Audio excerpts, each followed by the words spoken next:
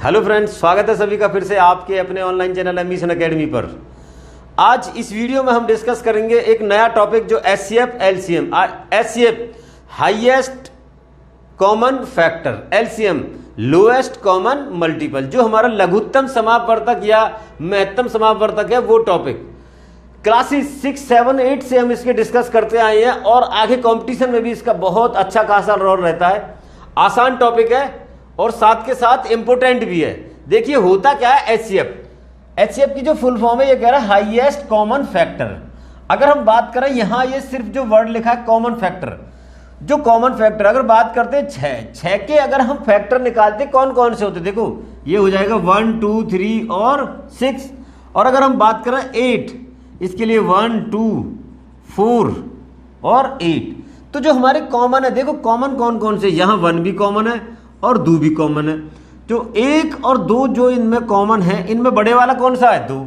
तो सीधा सीधा कह सकते हैं कि जो कॉमन फैक्टर होते हैं उनमें जो हाईएस्ट होता है वो होता है हमारा एचसीएफ। और अगर हम बात करें यहाँ 8 के साथ अगर 12 भी ले लें, देखो 1, 2, 4, 8, ये क्या हो जाएगा 1, 2, 3, 4, 6 और 12। यहाँ 1 भी कॉमन है, 2 भी कॉमन है और साथ के साथ 4 भी कॉमन है। इनमें जो सबसे बड़ा कॉमन है वो क्या है, 4। तो हम कह सकते हैं जो 8 और 12 उनका जो एचसीएफ है वो क्या हमारा 4। आए समझ। अब आज की इस वीडियो में जो इंट्रोडक्शन वीडियो होगी उस पर हम डिस्कस करेंगे एचसीएफ पर। एचसीएफ को अगर हम छोटे लेवल पे बात करें तो सीधा सीधा कॉमन फैक्टर देखें और उन पे जो सबसे बड़ा कॉमन है वो इसका एचसीएफ हो जाएगा। लेकिन जब बड़े बड़े नंबर्स की बात होती है तो हम क्या करते हैं, जो हमारा प्राइम डिवीजन, जो प्राइम फैक्टराइजेशन होता है, एक तो वो तरीका होता है। दूसरा अगर हम चाहें तो एक होता है लॉन्ग डिवीजन, जो हमारी एक लंगड़ी भाग जिसे कहते हैं शुद्ध हिंदी में, उसकी तरीका से क्वेश्चन निकलते हैं। तो ये सब आसानी तरीका, आप किसी एक को आप फॉलो करें। देखिए कुछ क्वेश्चंस, देखिए क्वेश्चन ऐसा आ जाए, पूछ रहा है कि जैसे 84, 126 और 140 का एचसीएफ क्या होगा। अब उनको देखने में लग रहा है क्योंकि एक प्रैक्टिस हो जाती है, उसके बाद तो मैं सीधा सीधा बता सकता हूं कि ये सभी क्या 14 के टेबल में आते हैं। देखो 14, 84, 14 निम्मा पे और ये दाई पे।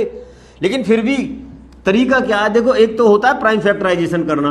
अगर यहां से प्राइम फैक्टराइजेशन करें तो जो 84 है कितने पे जाता है 42। फिर से लेंगे ये कितने पे 21, ये कितने पे 7 और 7 ये 1 जा पे। 126 का भी चेक कर लीजिए। देखो यहां से 2 से करेंगे तो कितना जाएगा 6 और 3, ये 3 से करेंगे तो कितना 21, फिर से 3 से करेंगे तो कितना 7 और ये 1।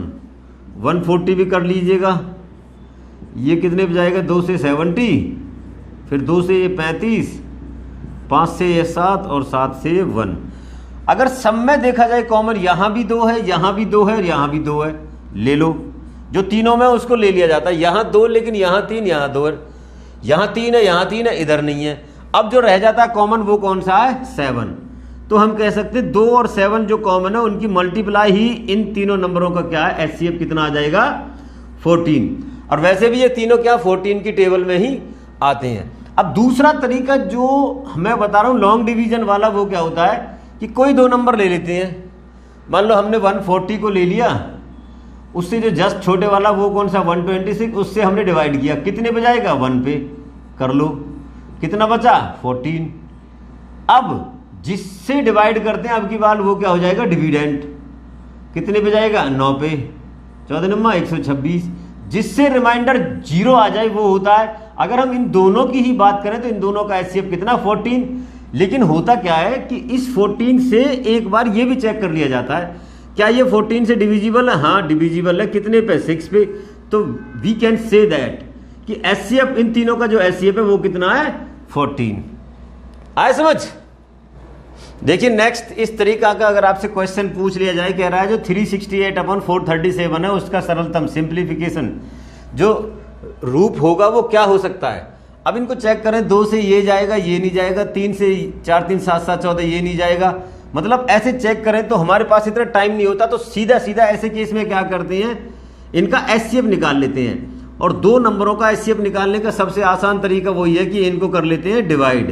कितने पे जाएगा 1 से, ये कितना आ जाएगा 17 में से 8 गई तो 9, यहाँ 2, 12, 6 और ये कितना 1 नहीं 69 ही रह जाएगा।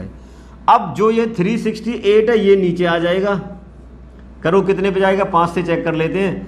5 नम 45, 4 5 6 30 और 4 34, ये कितना बचा, यहाँ 3 और यहाँ कितना, ये 2। अब यहाँ 69 आ जाएगा, ये सीधा सीधा दिख रहा है कितने पे जाएगा, 3 पे, रिमाइंडर कितना, 0।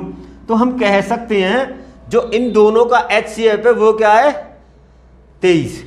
मतलब जो 368 है और ये 437 है, इन दोनों को डिवाइड करेगा 23, इसको भी डिवाइड करेगा क्योंकि इसको कर सकता है, दोनों का HCF है, तो डेफिनेटली ये इसको भी करेगा। इसको करेगा कितने पे, ये 6 दिख रहा है, 16 पे, 9 3 27, तो ये कितने पे, 19। जो इसका सरलतम रूप है वो कितना आ जाएगा, 16/19। आए समझ। देखिए कुछ इस तरीका का क्वेश्चन आ जाता है, ये फ्रैक्शन में होते हैं, कह रहा है ये 14/33, 42/55 और 21/22 का मासापा HCF हमें निकालना है। ऐसे क्वेश्चन आ जाते हैं फ्रैक्शन में, तो कई बार इसमें बच्चे कंफ्यूज हो जाते हैं। अगर आप ये सोचें कि देखो ये बहुत बड़े किसी एग्जाम में आएगा तो नहीं, लेकिन छोटे मोटे एग्जाम में 100% आ जाता है, स्टेट लेवल के जो छोटे छोटे एग्जाम होते हैं उन पे।